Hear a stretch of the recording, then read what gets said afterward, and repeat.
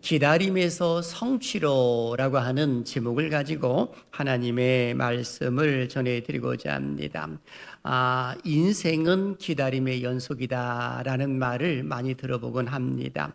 기다림의 의미를 깨닫는 그 순간서부터 삶의 의미를 찾아가는 그런 모습들이 실제로 있는 것을 보게 됩니다.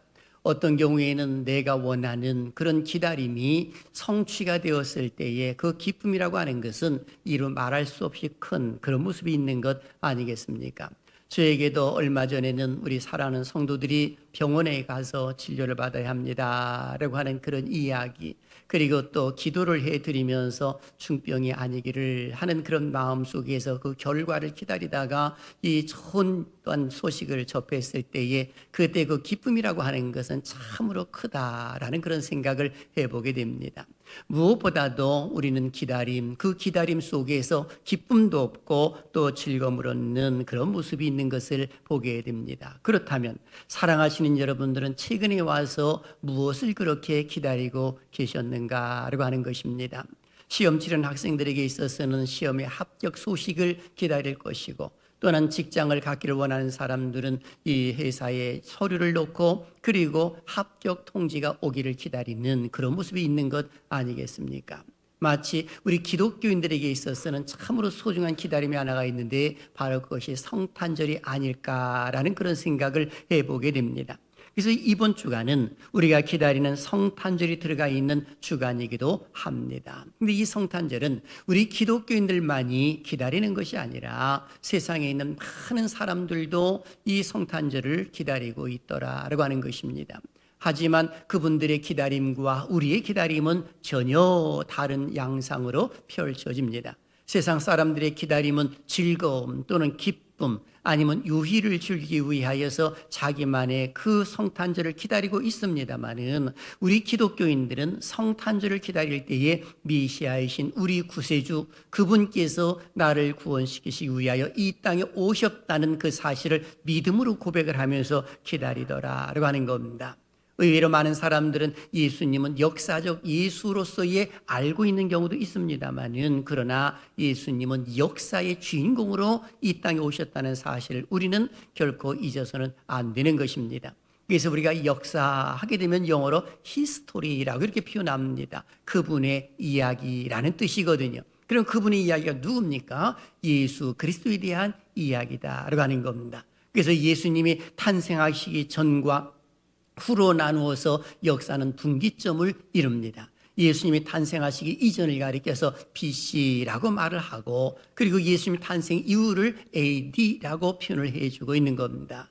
이 BC라고 하는 것은 Before Christ라고 해서 예수님 탄생하시기 이전의 영어 표현이고, 그리고 또한 주후 AD라고 했을 때는 아노 도미니 또는 아노 도미나이 해서 라틴어를 쓰고 있는 것을 보게 됩니다. 참으로 묘한 것은 BC는 영어로 쓰고 있고 그리고 AD는 라틴어를 쓰면서 세계 공통어로 사용하고 있는 그런 모습이다라고 하는 겁니다. 그 정도로 예수 그리스도는 이 땅에 오신 것은 역사의 중심으로 이 땅에 오셨더라라고 하는 그 사실을 알려주고 있는 겁니다. 그렇다면 왜 예수님은 이 땅에 오셔야 했을까요? 그 이유는 우리가 너무나 잘 알고 있는 것 아니겠습니까? 아담과 하와의 원죄로 인하여서 모든 사람들이 원죄를 가지고 있고 그리고 자범죄를 가지고 있음으로 인하여 여기서부터의 참된 자유함을 얻을 수 있는 길은 오직 예수 그리스도밖에 없기 때문에 우리 하나님께서는 예수 그리스도를 이 땅에 보내셨더라라고 하는 것입니다.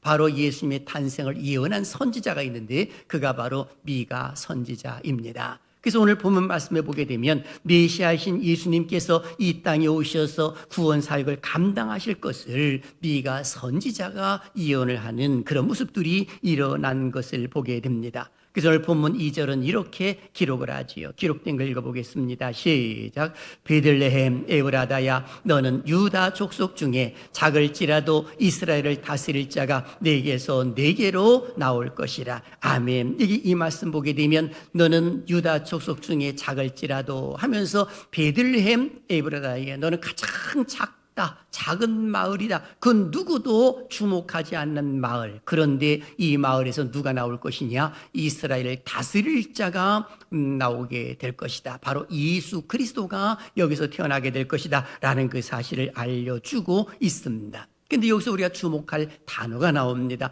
베들레헴 에브라다, 이 표현이거든요. 여러분, 이 에브라다라고 말을 했을 때는 베들레헴의 이름을 가리켜서 이 말하는 겁니다. 그 의미는 풍성한 열매라는 의미를 가지고 있고, 베들레헴이라고 말했을 때는 떡집이라고 하는 의미를 가지고 있습니다. 아마 모르긴 해도 이 에브라다에서는 곡창지대이다 보니까는 이 그곳에 많은 곡식이 나오고 그러면서 이제 떡을 만드는 그런 모습이 있지 않았을까, 학자들은 그렇게 보는 것입니다. 그런데 지금 미가 선지자가 베들레헴 에브라다 이 둘을 기록한 이유가 분명히 있는 것이거든요. 왜 둘을 이야기했을까요? 이 에브라다라고 말을 했을 때는 이 아픔이 있는 모습입니다. 예를 들어서 우리가 잘 알고 있는 야곱에게는 4명의 아내가 있었습니다마는 그 중에 사랑하는 라헬이 있지 않습니까? 요셉을 낳고 그리고 막내 아들을 낳는 그 모습 가운데 이 베냐민을 낳다가 난사를 하고 결국에는 라헬이 죽음을 맞이합니다. 그때서부터 여기 나와 있는 에브라다라고 했을 때는 슬픔의 땅으로 지명이 되었고, 고통과 아픔의 땅으로 또한 지명이 되었고, 통곡의 땅으로 지명이 된 겁니다. 그래서 에브라다 이 표현을 한 것이거든요. 그런데 미가 선지자가 베들레헴 에브라다라고 했을 때의 통곡의 땅, 이 에브라다, 그리고 떡집이라고 표현할 수 있는 이 베들레헴, 이제는 이 땅이 참으로 귀하신 분이 탄생함으로 인하여서 축복의 땅이 될 것이라는 그 사실을 알려주는 그런 모습이 미가 선지자의 메시지이기도 한 것입니다. 저는 우리 살아신 여러분들에게도 예수 그리스도께서 탄생하신 그 기점으로 인하여서 마음이 아프고 또는 가정에 어려움이 있거들랑 우리 하나님께서 베들레헴 에브라다를 축복의 땅으로 바꿔준과 동시에 살아신 여러분들의 그 모든 것도 바뀌어지는 은혜가 있기를 주님의 이름으로 축원합니다. 저는 이 말씀을 중심으로 해서 3가지 주제를 통해 말씀을 전해드리고자 합니다. 첫째, 미가 선지자가 바라본 메시아는 어떠한 모습이었을까요?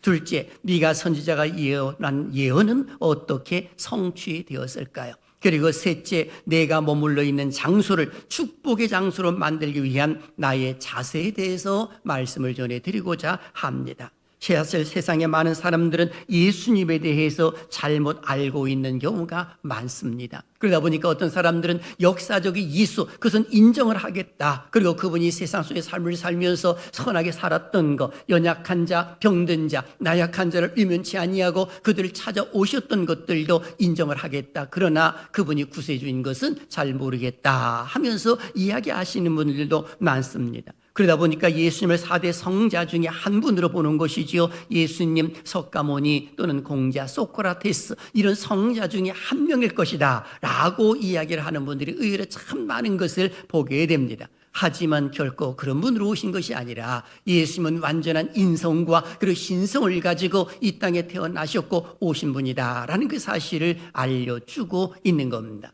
우연히 태어난 것이 아니라 구약 성경 속에서 예언한 그 예언이 성취되어서 예수님이 이 땅에 오셨더라라고 하는 것입니다. 그래서 미가 선지자가 이것을 예언한 모습이 그대로 성취가 되는 그런 모습이었더라라고 하는 겁니다.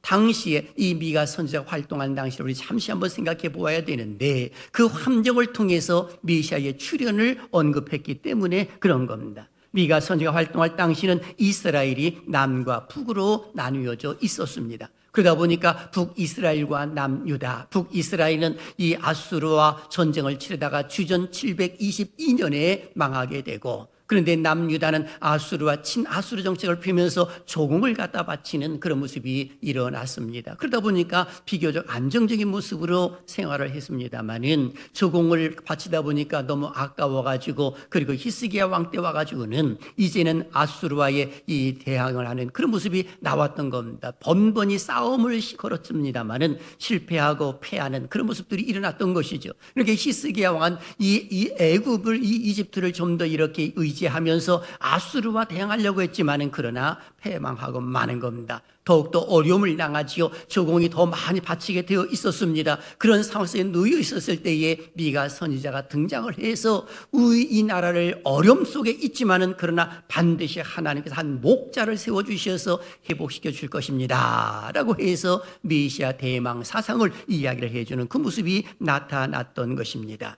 자, 그렇다면 오늘 우리는 첫 번째 질문을 해봅니다. 미가 선지자가 바라본 메시아는 어떠한 모습일까라고 하는 것입니다. 오늘 말씀 보니까 세 가지로 미가 선지자는 이야기를 합니다. 첫째, 영원부터 존재하신 하나님이십니다 라고 이렇게 기록을 해놓고 있습니다. 2절 하반절을 보십시오. 그의 근본은 상고에 영원에 있느니라 라고 기록하고 있습니다. 근본이라는 말은 기원이라는 뜻이거든요. 여기 상고와 영원이라는 표현을 썼는데 이 상고는 지극히 오래됨을 가리켜 말하는 겁니다. 그러니까 우리 하나님은 지극히 오래되신 분, 영원하신 분이라고 표현할 수가 있는 겁니다. 그런데 그 예수님이 그런 분이라는 겁니다. 그렇게 본체는 하나님이시나 하나님과 동등됨을 여기지 아니하시고 가장 낮고 낮은 이곳에 오셨다라는 그 사실을 알려주는 미가 선지자의 메시지라고 볼 수가 있는 겁니다. 사실 시간이라고 하는 것은 우리가 살아있는 동안에 이 존재하는 것이지 죽으면 시간 개념이 없어지는 거예요.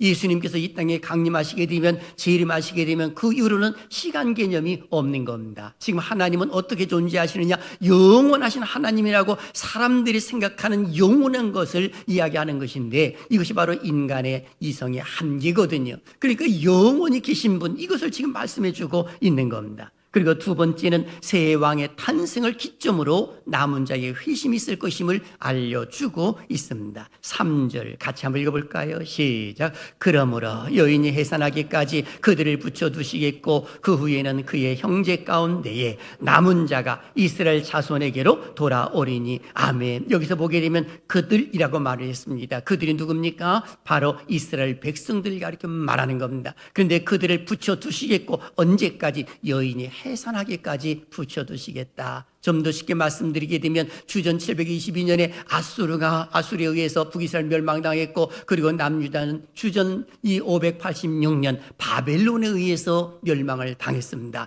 그리고 70년 동안 그들이 포로 생활을 하는데 그들이 포로 생활하는 그런 모습 가운데에 그들이 고국으로 돌아오지만은 그런 완전한 바벨론에서의 회복을 이야기하고 있는 것은 아닙니다. 하나의 모형이다라고 말할 수가 있는 것이죠. 그런데 여기 보니까 그들을 붙여두시겠고 언제까지? 여인이 해산하기까지 그들을 붙여두겠고 그리고 그 후에 즉 여인이 해산한 이후에는 어떤 모습이 나오느냐? 남은 자가 이스라엘 자손에게로 돌아오리니 하면서 예수님이 이 땅에 오심으로 인하여 이제 남은 자들을 하나님 전부 다 모으실 것임을 알려주시는 그런 모습들이 일어난 것입니다. 이와 같은 예언은 이사야 선지자를 통해서도 예언이 되었는데 이사야 7장 14절을 보십시오. 보라 처녀가 잉태하여 아들을 낳을 것이요 그의 이름을 임마누엘이라 하리라 라고 성경은 기록이 되어 있습니다. 참으로 긴 세월이죠. 어찌 보게 되면 미가 선지자가 예언한 그 모습 가운데 우리 하나님께서는 이스라엘 백성들이 고통당하고 어려움 당하고 있는 그 모습 가운데서도 이 약 700여 년 동안이나 우리 하나님은 침묵을 하셨고 그리고 그들에게 어려움을 주는 그런 모습이 있는 것 같은 뉘앙스를 풍깁니다마는 하나님은 그럼에도 불구하고 계속해서 역사를 이끌어 가셨더라라고 하는 그 사실을 알려주고 있는 것입니다. 그리고 세 번째는 번영과 평강의 나라를 수립할 것임을 알려주지요. 4절과 5절에 기록되어 있습니다. 같이요. 시작. 그가 여호와의 능력과 그의 하나님 여호와의 이름의 위엄을 의지하고 서서 목축하니 그들이 거주할 것이라. 이제 그가 장대하여 땅끝까지 미치리라. 이 사람은 평강이 될 것이라. 아멘. 여기 말씀 보게 되면은 이 하나님의 크신 통치와 그 영역을 말씀해 주고 있는 겁니다. 바로 이 말씀 보니까 여호와의 능력과 그의 하나님 여호와의 이름 이렇게 표현했거든요. 그 위엄을 의지하고 서서 목축한다. 그러니까 하나님의 통치 영역을 알려주는 것인데 번영과 평강의 나라를 수립해 나갈 것이다 라고 말씀해 주고 있는 겁니다. 그것도 그냥 끝나는 것이 아니라 그가 창대하여 땅끝까지 미치리라 하면서 지금도 수많은 선교사님들이 해외에 나가가지고 복음을 전하는 그런 모습들이 일어나지 않습니까? 땅끝까지 미치기 위하여서 이 모습 말씀을 순종하는 그런 모습이 나오는 겁니다. 그리고 이분은 누구냐? 평강이 될 것이라. 예수님은 바로 평강의 왕으로 이 땅에 오셨다는 그 사실을 알려주는 그런 모습이다라고 하는 것입니다. 그렇습니다. 미가 선지자는 이스라엘이 당하는 고통을 바라보면서 메시아의 탄생을 예언하고 있습니다. 그 메시아가 반드시 이 땅에 오셔서 억압당하고 있는 이스라엘 백성들을 참된 해방을 주실 것임을 알려주고 있는 것이지요. 그분이 누구냐? 영원부터 존재하신 하나님, 새 왕을 기점으로 해서 남은 자들의 회심이 있을 것임을 알려주고 번영과 평강의 나라를 수립하실 그 메시아다라는 그 사실을 미가 선지자가 예언을 해놓고 있는 것입니다. 그렇다면 미가 선지자의 예언은 어떻게 성취되었을까요? 우리가 잘 알고 있는 것처럼 우리는 역사를 아니까 벌써 다 이것이 성취됐음을 알고 있습니다. 마태복음 2장 6절 보게 되면 예수님의 그 동정녀의 탄생을 통해서 보여주셨는데요. 바로 베들레헴에 출생하셨다는 그 사실을 그대로 말씀하고 있습니다. 마태복음 2장 6절요. 다 같이 시작.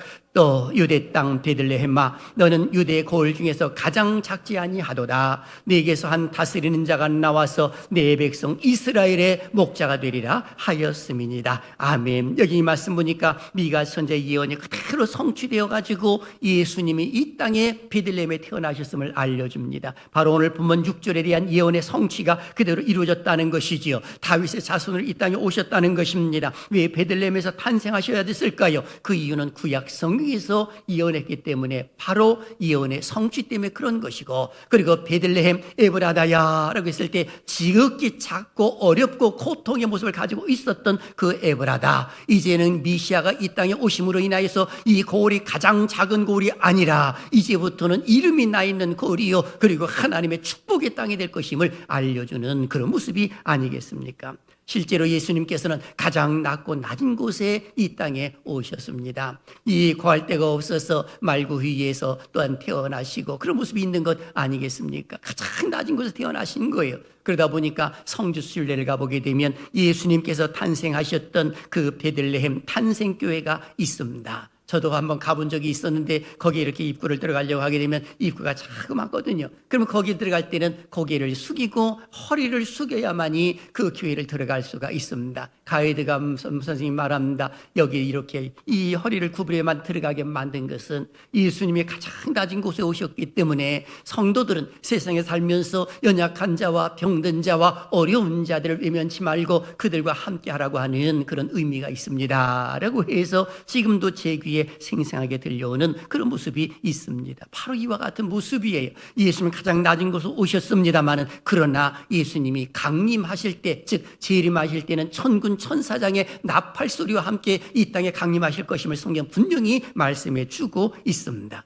그런 거로 사랑하신 여러분, 우리 주님께서 이 땅에 오셔서 십자가에 달려 돌아가셔서 그리고 구세관사를 다 이루시고 난 이후에 성령의 세례를 우리에게 주시기 위하여서 승천하시면서 예루살렘을 떠나지 말라 하시고 120 문도에게 사도행전 2장을 보게 되면 성령 충만함을 그들에게 주셨던 것을 보게 됩니다. 바로 120문도의 성령 충만함 받는 그 모습 가운데 문을 걸어 잠갔던 걸 열고 뛰쳐나가서 예수는 그리스도입니다 라고 증거함으로 인하여서 이제는 초대교회가 형성이 되었고, 초대교회가 형성된 모습 가운데 땅끝까지 이르러 이 복음이 증거되기 위하여서 평강의 왕으로 오신 주님께서는 우리 상계 제일교회도 세워주신 줄로 믿습니다. 이것이 바로 하나님의 나라거든요. 하나님의 나라를 여기 있다 저기 있다 하지 말지니 너희 마음속에 있느니라 하면서 로마서 14장 17절 사도 바울은 이렇게도 언급한 바가 있습니다. 하나님의 나라는 먹는 것과 마시는 것이 아니요 오직 성령 안에 있는 의와 평강과 희락이라 라고 기록하고 있는 겁니다. 그런 거로 교회 안에서는 의의 일꾼들을 많이 키우려고 노력하는 것이 옳은 겁니다.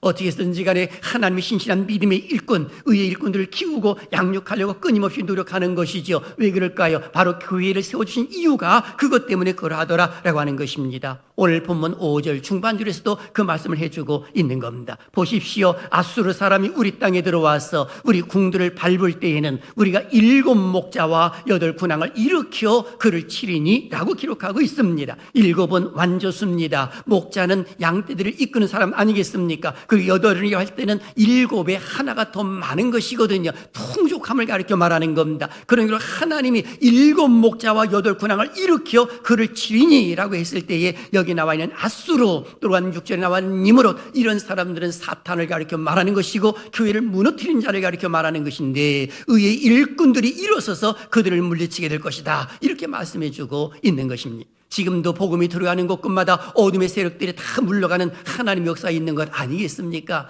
이 은혜가 우리에게도 있는 줄로 믿습니다. 그래서 6절에 이렇게 기록하는 거예요. 시작. 그들이 칼로 아수르 땅을 황폐하게 하며 니므롯 땅 어기를 황폐하게 하리라. 아수르 사람이 우리 땅에 들어와서 우리 지경을 밟을 때에는 그가 우리를 그에게서 건져내리라. 아멘. 바로 여기 말씀 보십시오. 그들이 칼로라고 표현했거든요. 이 칼은 성령의 검을 가리켜 말하는 것입니다. 에베소 6장 17절 기억하시죠? 성령의 검, 곧 하나님 말씀을 가지라 라고 해서 2026년도에 우리 상계절교 표가 여기에 근거해서 나오는 겁니다. 이 칼은 성령의 검, 하나님 말씀이에요. 이 말씀으로 아수르 땅을 황폐하게 하며 니므롯 땅 어기를 황폐하게 하면서 음부의 권세자들이 가지고 있는 그 모든 것들을 파헤칠 것임을 분명히 말씀해 주고 있는 겁니다. 이것이 예수 그리스도의 권세거든요. 그러니 우리가 예수님의 그 탄생을 기다리고 그것이 성취된 것에 있어서 기뻐할 이유가 충분하다라고 말할 수가 있는 것입니다. 그런 거로 사랑하신 여러분, 기다림이라고 하는 것은요 절대로 나쁜 것이 아닙니다. 기다림은 절대로 낭비가 아닌 것이죠. 기다림 속에서 하나님의 연단이 펼쳐지기 때문에 그런 것입니다. 훈련을 받는 것이지요. 예를 들어 보십시오. 요셉은 13년 동안이나 하나님 비전을 이루어가기 위하여 기다리다가 애굽 총리가 되어서 자기 식구를 전부 다 살리는 모습이 일어났고, 다윗 같은 경우에도 연단을 받습니다. 기름 부음 받고 난 뒤에 10년 동안이나 이리 도망가고 저리 도망가는 모습 가운데 그 연단 받고 그 애가 10년 동안 연단이 끝나자 이스라엘 성군이 되는 그런 모습이 있는 것 아니겠습니까? 혹시 내 삶 속에서 어려움으로 인하여 고통당하고 연단받는 사람이 있다고 한다면 오늘 성탄절을 기점으로 해서, 아니 오늘 예배를 기점으로 해서 하나님께서 기쁨의 소식 증거해 주시기를 주님의 이름으로 축원합니다. 그런 거로 우리가 가져야 할 자세 2가지를 꼭 기억하시길 바랍니다. 첫째, 나는 하나님의 다스림 안에 있음을 알아야 하는 겁니다. 나는 하나님의 다스림 속에 있습니다. 시작. 나는 하나님의 다스림 속에 있습니다. 아멘. 오늘 본문 4절을 다시 한번 읽어보겠습니다. 시작. 그가 여호와의 능력과 그의 하나님 여호와의 이름의 위엄을 의지하고 서서 목축하니 그들이 거주할 것이라. 이제 그가 창대하여 땅끝까지 미치리라. 아멘. 이 복음의 확장을 가리켜 말하고 있습니다만은 분명히 말씀해주고 있지 않습니까? 하나님의 능력, 여호와의 능력, 그의 하나님 여호와의 이름, 이것을 의지해서 목축한다. 그런 거로 사랑하신 여러분, 하나님이 나를 이 만군의 여호와 하나님이 만인 제사장으로 삼으셨다는 것 절대로 잊지 말고, 가정에서도 오늘 여기 나와 있는 것처럼 목자의 심정으로 가정을 이끌어가야 하고, 아니면 내가 구하고 있는 직장에서도 그런 자세를 갖는 것이 옳은 겁니다. 하나님의 능력과 하나님의 이름을 의지해서 가정을 잘 이끌고 사업도 잘 이끌어가고 교회도 이끌고, 그리고 하나님이 허락해 주신 지역에서 또 내가 다니는 직장에서 승리하는 모습이 있어야 된다라고 하는 것입니다. 하나님이 함께 하실 줄로 믿습니다. 우리는 부족하지만 능력 많으신 하나님이 함께 하시면 창대하여 땅끝까지 미치는 그 복이 함께 하더라라고 하는 겁니다. 왜 예수님의 이름으로 우리가 나가야 합니까? 예수님과 하나님은 하나이기 때문에 그런 거예요. 요한복음 10장 30절 보십시오. 나와 아버지는 하나이니라, 이 말씀을 하고 있습니다. 예수님이 이 땅에 오신 것은 양들을 풍성하게 하기 위해 오신 것이고, 그 양들을 위하여 목숨을 내놓기 위해서 오셨다라고 예수님이 말씀하셨어요. 요한복음 10장 11절 보십시오. 나는 선한 목자라. 선한 목자는 양들을 위하여 목숨을 버리거니와 라고 기록하고 있습니다. 실제로 예수님은 우리를 위해서 십자가에 달려 대속물이 되지 않았겠습니까? 마태복음 20장 28절, 인자가 온 것은 섬김을 받으려 함이 아니라 도리어 섬기려 하고 자기의 목숨을 많은 사람의 대속물로 주려 함이니라 라고 성경은 기록하고 있습니다. 그러니 오늘 우리는 그냥 살지 말고 하나님이 나를 값주고 사신 참으로 귀한 존재가 되었다는 사실을 절대로 잊어서는 안 되는 겁니다. 참으로 소중한 존재라는 것이죠. 하나님의 다스림 속에 있기 때문에 그런 겁니다. 하나님이 보고 계시는 것이죠. 마음속에 마음속에 근심하고 있는 것이 무엇인가를 보고 계시는 하나님, 그 하나님인 것을 알려주고 있는 겁니다. 그리고 두 번째, 성탄의 기쁨을 함께 누릴 줄 알아야 되는 겁니다. 구세주가 태어나신 것은 큰 기쁨이지요. 성탄절을 우리가 기쁨으로 맞이한다고 하는 것 자체는 너무너무 중요한 것입니다. 그런데 우리가 기쁨을 얻지 못하는 것은 왜 그러느냐라고 했을 때에 세 속에 너무 찌들려서 그런 겁니다. 좀 더 쉽게 말씀드릴까요? 내 생일이나 내 남편, 내 아내, 자식들의 생일을 기뻐하면서 예수님의 성탄절 탄생하신 걸 우리가 기념한다라고 했을 때 기쁨이 없는 이유는 그 뭔가 빼앗겼기 때문에 그런 것이거든요. 초점이 흐려졌기 때문에 그러하다라고 말을 할 수가 있는 것입니다. 주인공이 바뀌었기 때문에 그런 것이죠. 내가 주인공이든지 우리 자녀들이 주인공이든지 아니면 산타클로스가 주인공이든지 그것이 바뀌었기 때문에 그런 겁니다. 그런데 성탄절의 주인공은 오직 예수 그리스도밖에 없는 줄로 믿습니다. 예수님이 주인공이십니다. 시작. 예수님이 주인공이십니다. 아멘. 그런 거로 여러분, 성탄절을 맞이해서 우리는 기쁘게 모여야 되는 겁니다. 오늘 오후에도 우리가 이제 성탄절 전야제 비슷한 모습으로서의 축제의 시간을 갖는 것 아니겠습니까? 어른 아이들 할 것 없이 하나님 앞에서 고람도의 정신으로 내가 가지고 있는 재능과 그 끼를 마음껏 하나님을 높이며 기뻐하는 시간들을 가질 것입니다. 아이, 목사님 나이가 몇인데 그런 것을 합니까? 아니요. 여러분 손주들을 보십시오. 할머니 할아버지 앞에서 막 재롱을 피우고 춤을 추었을 때 규모도 없고 규칙도 없이 이리 흔들고 막 저리 흔들어도 이 할머니 할아버지는 그냥 기뻐가지고 용돈도 주고 먹을 것들 사다 주는 그런 모습이 있지 않습니까? 우리 하나님께서도 통일하신 것입니다. 비록 틀린다 하더라도 우리 하나님은 기뻐하시면서 흡족하게 하실 줄로 믿습니다. 이 은혜가 함께 하시기를 주님의 이름으로 축원합니다. 그런 거로 여러분, 기쁨이 없는 이유는 하나님의 뜻을 잘 몰라서 그런 거예요. 하나님 우리가 기뻐하기를 원하시는 것입니다. 기억나시지요? 이 데살로니가전서 5장 16절과 18절을 보십시오. 같이 한번 읽어봅니다. 시작. 항상 기뻐하라. 쉬지 말고 기도하라. 범사에 감사하라. 이것이 그리스도 예수 안에서 너희를 향하신 하나님의 뜻이니라. 아멘. 이 세 가지는 신앙인들의 3대 지침서거든요. 그 가운데 제일 먼저가 뭐냐? 항상 기뻐하라. 다시 한번 시작. 항상 기뻐하라. 아멘. 기뻐하라고 말씀해 주고 있는 것입니다. 사랑하신 여러분, 하나님이 오늘 우리를 부르셨습니다. 얼마나 소중한 시간입니까? 미가의 예언대로 예수님께서는 이 땅에 오셔서 구원을 이루셨습니다. 성탄절을 맞이해서 특별히 에브라임 그리고 에브라다 그리고 베들레헴 슬픔의 땅을 우리 주님이 오심으로 인하여 높이 세워주셨던 것처럼 이 성탄절을 맞이해서 모든 문제 해결받는 은혜가 있기를 주님의 이름으로 축원합니다. 그 하나님이 함께 하시면 잘 될 줄로 믿습니다. 그런 걸 우리는 미리 크리스마스라고 인사를 해도 좋은 거예요. 여러분, 사람들은 시대마다 인사법이 다른 것 아시지요? 시대와 상황에 따라 인사가 다릅니다. 먹고 살기 힘들 때는 진지 드셨어요? 식사하셨어요? 라고 이렇게 인사를 합니다. 그리고 전쟁이 일어나고 어려울 때는 밤새 안녕하셨습니까? 라고 이렇게 인사도 하죠. 죽는 사람이 너무나도 많기 때문에 그런 겁니다. 초대교회도 평안할 때는 샬롬이라고 인사를 했습니다만 핍박이 오고 어려움을 당할 때에는 그들이 마라나타라고 하면서 인사를 했거든요. 주여 어서 오시옵소서 라고 하면서 마라나타로 인사를 했습니다. 그렇다면 오늘 우리는 성탄절을 기다리고 있는 그 사람들로서의 인사가 뭘까요? 바로 메리 크리스마스입니다. 우리 옆 사람에게 메리 크리스마스 시작. 메리 크리스마스. 아멘.